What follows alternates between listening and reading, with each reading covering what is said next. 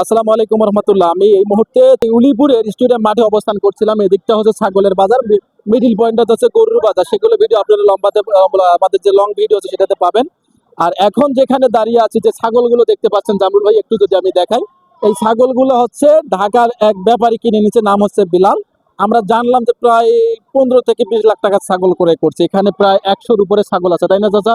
100-র উপরে ছাগল এখানে আছে না? প্রায় 100 বেশি আছে ছাগল।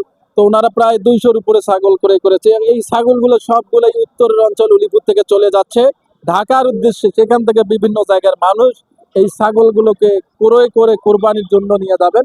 এবং আমরা দোয়া করি এবং আপনারাও দোয়া রাখবেন, যারা ভিডিওটা দেখতেছেন, যারা কোরবানি দিবে আল্লাহ তাআলাকে সন্তুষ্ট করার জন্য, তাদের কোরবানিগুলো কবুল হোক। ছিলাম আমি উলিপুর স্টেডিয়াম মাঠ থেকে। ওসমান গনি, ভালো থাকবেন, সুস্থ থাকবেন।